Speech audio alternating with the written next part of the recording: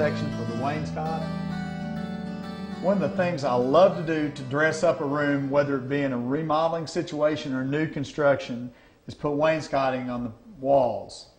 Now, this wainscot detail is created using a face frame that we've pocket screwed together, a piece of 1/4 inch plywood that fits inside the frame, and then a panel mold. I've done this hundreds of times and I still never get tired of seeing that detail go up on the wall. Now, one of the other approaches to doing this, which would be really hard to do, would be to do true raised panel construction. But with a true raised panel construction, first of all, we'd have to have 3 expensive shapers and a lot of tooling, expensive tooling, plus we would be spending time gluing up raised panels, which is an extra step. The lumber for raised panels is more expensive than this plywood. And the other thing about using plywood is dimensionally stable, where I can put a really wide piece of plywood in and not have to worry about shrinking or swelling. But a raised panel, once you get past about 20 inches, you have to really start thinking about problems with shrinking and swelling. So there's a lot of reasons to do this type of construction with the frame, put together the pocket screws, and then the plywood. For this application, we're going to be fitting the plywood in between the face frame, but there's several different ways that it can be done. We could put the plywood on the back of the face frame. The only thing you have to worry about when you put the plywood on the back of the face frame is on your door openings, everything that you add to the back of the face frame starts to push you further and further out towards the front of the casing trim.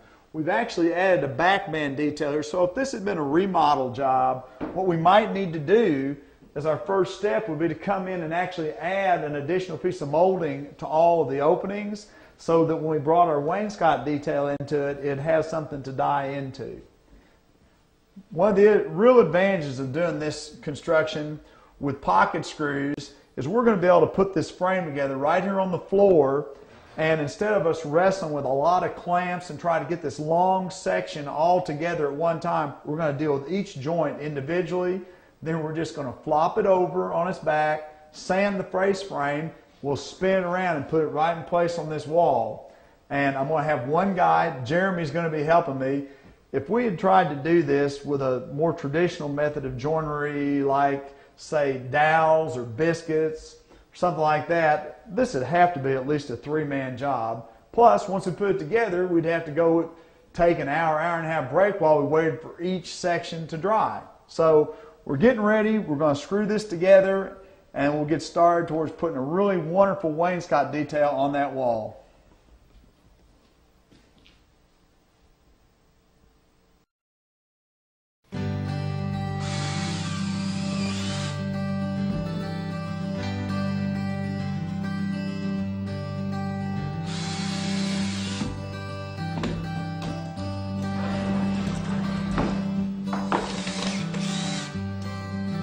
Okay, that's our last screw.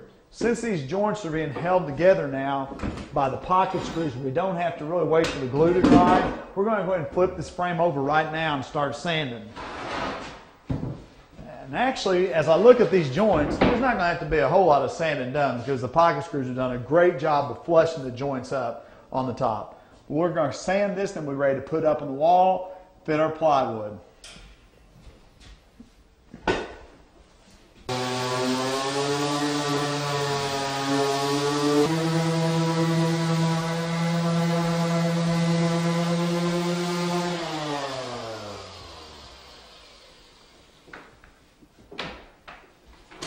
Okay, now we're ready to put this frame in place. Jeremy, if you'll grab that end. And a wall surround. If we plan right, we'll be able to barely get it turned around in this room. That's one of the things that you always want to think about is the order in which you build them. Let me come back out a little bit. It's going to be pretty snug. Now you may have noticed as we're laying this out that we have a wider style in the corner, and the reason for that is when this other panel gets put in the wall, it's going to cover part of it and we'll end up with an even amount of style showing each side. And just a little bit of something that always helps me remember, you know, people sometimes say, well, how do you tell, what's the difference between a stile and a rail? And the easiest thing that I can tell you is if you think about, you know, the rails on a railroad run horizontally, the rails are always the piece of a frame that are run horizontally, and the stiles are the vertical pieces.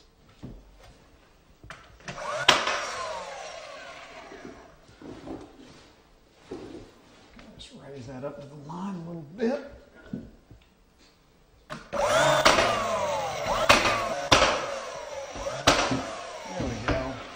All right. Just like in the past, I'm going to put 1/4-inch plywood on with just a little bit of yellow glue behind it. Need to go over and grab this other nailer that's got the shorter nails. And since we've got the sheetrock backing, we really only need to hold this in place until the glue dries. So we'll put most of our nails around the perimeter where the panel mold will cover it up later. We may put just a couple out in the middle, but almost all the nails will just go around the perimeter.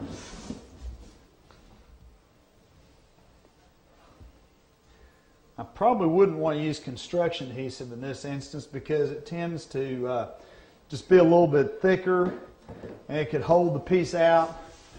We're going to want to try to, as best as possible, get the exact same distance between the plywood out to the face of the molding of the stile.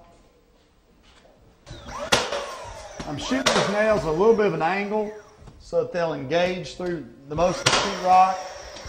I've been paying a whole lot of attention where the studs are, because all I've really got to do is hold it in place until the glue dries that's behind you. All right, you're gonna now. Things went pretty well for us on this layout. We didn't have any of our plugs in the way of the paneling or the panel mold, but you always want to take in consideration the location of the plugs and such when you're laying out your panels. I always, if I can, want to have the panels such that you have an odd number. Odd numbers of panels are more pleasing to your eye than even numbers.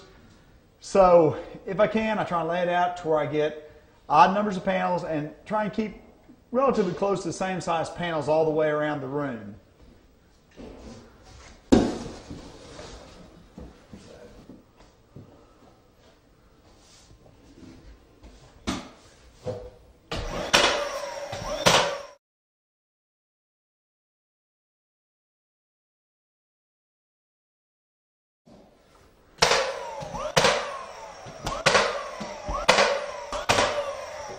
Okay, now we're ready for the molding.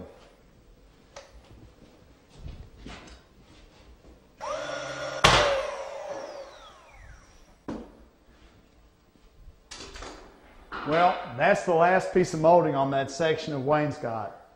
There's a couple of things that we've done to kind of add the finishing touches. The first is we've put a piece of baseboard on there.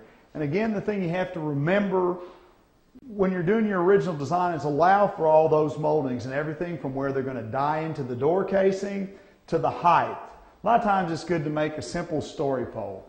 Now the other thing that we did is add a Belection molding to make a top cap or sort of a chair rail piece.